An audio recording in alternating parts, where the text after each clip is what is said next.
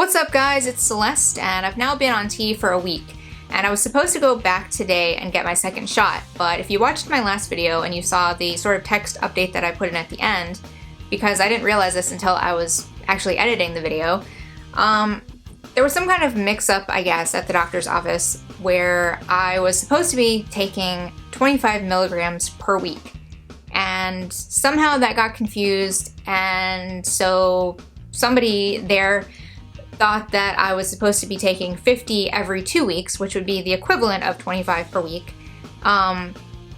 Even though that's, like, I specifically talked to my doctor about this and, like, we discussed that I wanted to take 25 per week because I wanted to keep it at a low dose and also be really even with it and not be, like, going 2 weeks without taking any. So I don't know what the mix-up was there, but because of that, I called this morning and wanted to double check whether I was supposed to actually come in today, and they said no, for me to just come in next week and I would just start next week doing 25. So that's what I'm gonna do. I'm not really concerned about the fact that I took 50 milligrams. Like, that's not a high dose, that's a normal starting dose, so I'm not like worried about me getting that much. Like one time, it's just like a little bit concerning that this was like a mix-up that they had at the doctor's office. I mean, like, in this case, it wasn't that big of a deal, but it could have been. But I have had a few other concerns about this particular doctor's office, even though overall I really think that everybody there is super, super nice and really friendly, and it's a very nice office. But I don't really want to get into that right now. Maybe eventually when I'm not sort of depending on them for some things. Not to be like really selfish about it, but just being honest. But yeah, so I'm going to be going back next week for my second shot, and then after that I should be getting a prescription where I am just going to be injecting myself at home and not having to go back there too much after that, other than follow-ups and stuff like that, whenever that might be. So as far as effects or anything like that, I haven't really noticed very much. I've tried to sort of keep track of if I do notice anything, and the only thing that I have kind of felt this past week is there were a couple of days where I was really tired. I slept for longer than usual and I really didn't want to wake up, and then I ended up taking a nap later in the day, and I was also really sore for a couple of days. I don't 100% know if that's from the testosterone because, I mean, I've also been working out, so being sore isn't really that, like, out of the question or anything. And I mean, I could have been tired for other reasons, even other, like, hormonal reasons, because, you know, sometimes, like, different things like tiredness and energy and stuff like that changes throughout the month anyway.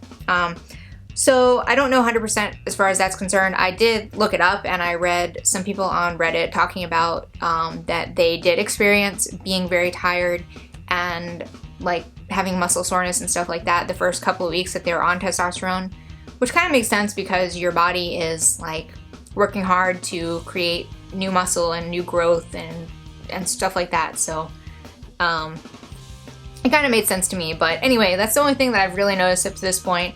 But it's only been a week, so I mean, I didn't really expect too much beyond that. So that's pretty much it for like my testosterone update, because there's not a whole lot really to report at this point. And the only other thing I kind of wanted to mention just briefly in this video, I don't want to get into it too much, is the YouTube restricted mode scandal sort of thing that's going on. You might have heard that YouTube has this thing called restricted mode that is kind of like a parental control sort of thing, or like a safe search kind of thing, where if you have it turned on, certain videos that are deemed like mature or not family friendly or not safe for work or whatever, don't show up anymore.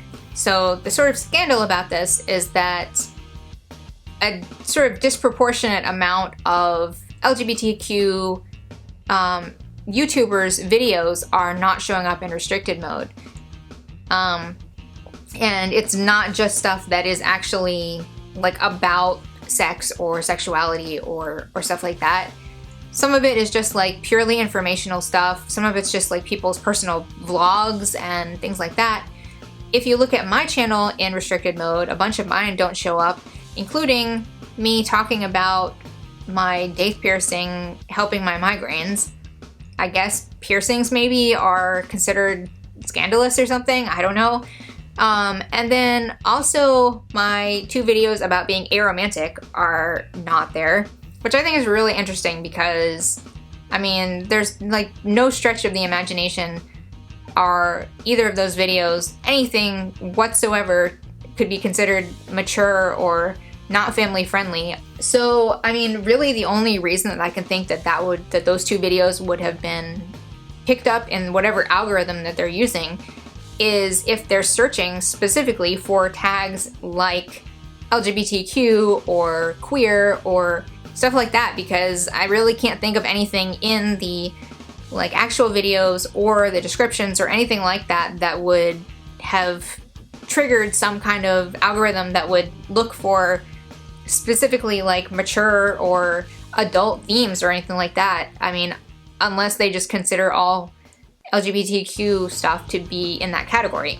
And then one of the other videos that's not showing up is the video that I made about YouTube unfairly targeting LGBTQ people or allowing their flagging system to unfairly target queer people, and also allowing queer people and other marginalized people to be bullied on YouTube and them not doing anything about that.